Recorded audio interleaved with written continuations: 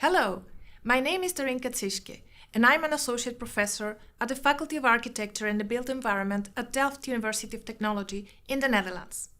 In this video, I will focus on the architectural dimension of collaborative housing and the role that architects can play in it. Collaborative housing is an umbrella term, a wide concept that encompasses a broad range of collectively self-organized and self-managed housing. It is about people coming together with a shared vision of how they want to live and how to collaborate with each other to realize this vision. Collaborative housing comes in many shapes and sizes.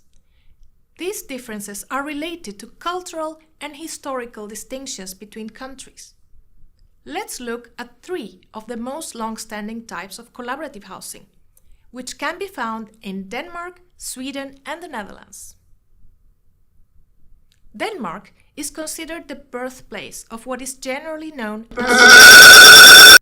In the 80s, the first communities started to emerge there under the Danish name bofællesskab.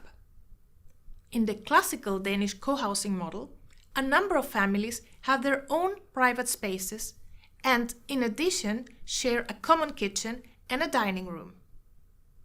They form groups who take turns to cook a meal for the whole group, at least once a week. Besides the efficiency of this way of distributing domestic work, the act of cooking and eating together makes the community bond. This model attracted the interest of a couple of American architects, McCammond and Durrett, who applied the concept to the USA. They coined the term co-housing, which became popular across the world. Here's an example of the floor plan of a typical Danish co-housing project. It's mostly a suburban typology because originally people with young kids wanted to live in a leafy area outside the city and build their own little village. However, co-housing communities have increasingly diversified to include other generations. Elderly people have formed their so-called senior co-housing projects. Next is a Swedish type of collaborative housing called kollektivhus. This example is of a project called Verkneppen, located in Södermalm, central Stockholm. The tenants in this case are elderly people who rent their flats from the municipal housing company that owns the building. However, their internal management and governance structure is that of a cooperative association, with residents making their own decisions about the maintenance and management of the building. Unlike the Danish example, from the outside, this looks like a conventional apartment building. However, inside, it contains several common spaces on the ground floor, basement, and on the top floor, including a common kitchen and dining room, a library, a laundry room, carpentry workshop, a gym, and a sauna, amongst other rooms. It also has a common garden. A third model is the Dutch Centraalwonen. The depicted example of Wandelmeent in Hilversum consists of a series of independent clusters. Each of them has their own common kitchen and dining and living area. As can be seen from the footprints, morphologically, this housing typology is very well integrated within the wider neighborhood. Anybody can, in theory, walk through the pedestrian areas. People can meet their neighbors, even if they're not living in the project. What is the difference between conventional housing and collaborative housing? In a classical development model, housing consists of self-contained units with entirely private spaces. This can be self-provided, for example, when a family who has the means buys a plot of land and hires an architect to build their house. However, in many parts of the world, people would buy a dwelling in a standardized housing development produced by a professional developer. Typically, these are either flats or standalone houses. In the rental market, shared accommodation is becoming increasingly common in cities across the world, especially with worsening housing affordability. Shared living in the conventional rental housing market consists of a house or a flat rented with others by necessity. This tends to be short-term, and it's typically the case of students or young professionals. In this case, each person has limited private space, usually just their bedroom, and share most common areas. This housing is usually provided by a landlord, either private or institutional. In collaborative housing, in addition to private spaces, people share a number of common areas by intention. This means that they really want to live in close contact and share a number of facilities and activities with other people. Collaborative housing is not meant to be a transitory solution, but a long-term life commitment.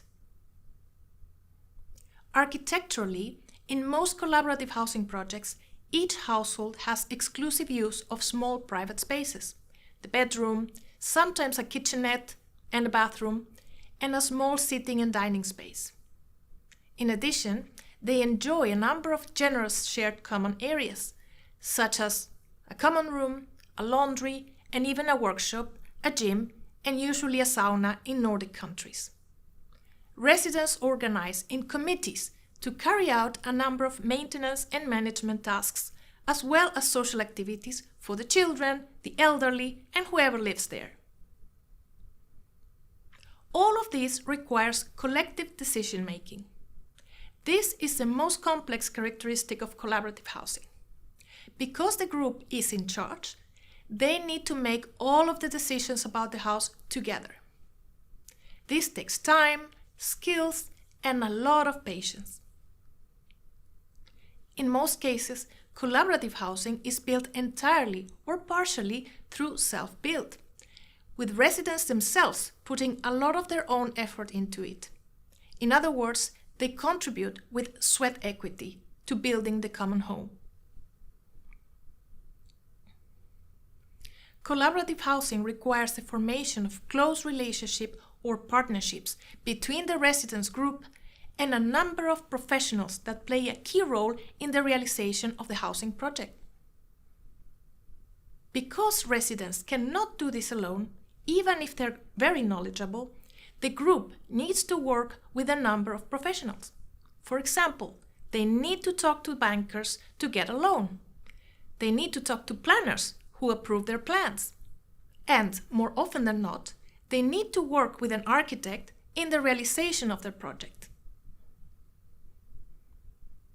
Working in partnership with a group of residents demands a paradigm shift in the architect's mindset, from participation to what we call co-production.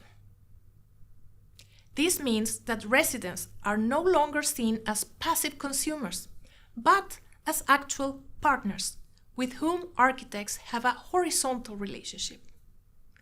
Architects need to start looking at residents' collectives as active agents who have their own ideas, aspirations, and visions about the way they want to live. In terms of skills, this requires architects to see themselves not as an expert who knows it all, but as a professional who is willing to listen and to learn from others in the process. What do architects think of working with residents groups in collaborative housing? Stephanie Zuelevoet and Sara Brysch are two architects with experience working with residents collectives in collaborative housing. They will now share with us what they have learned in the process. In my experience, while working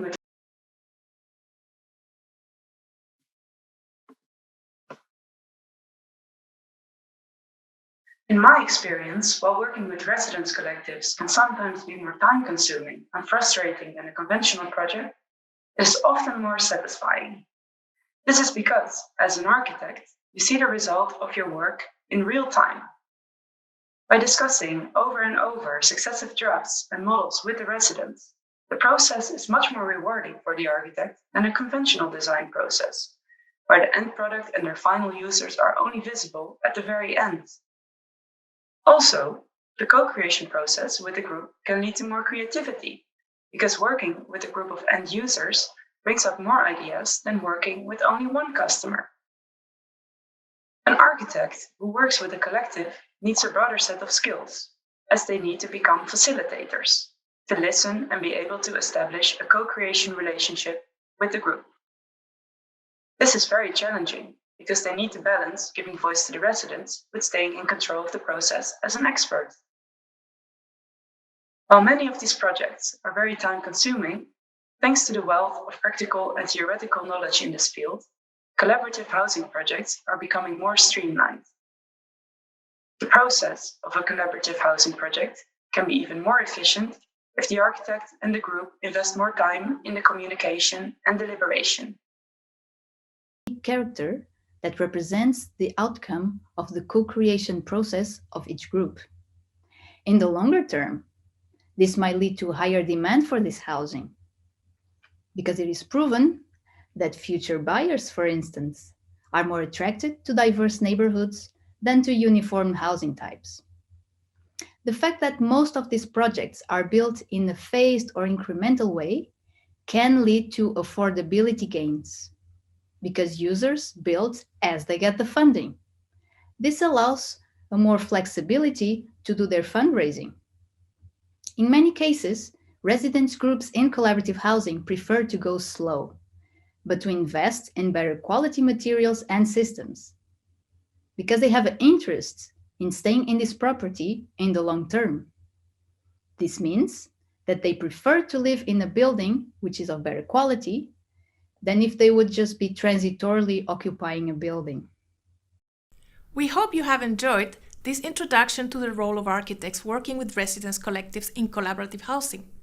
If you want to learn more, please check the following links.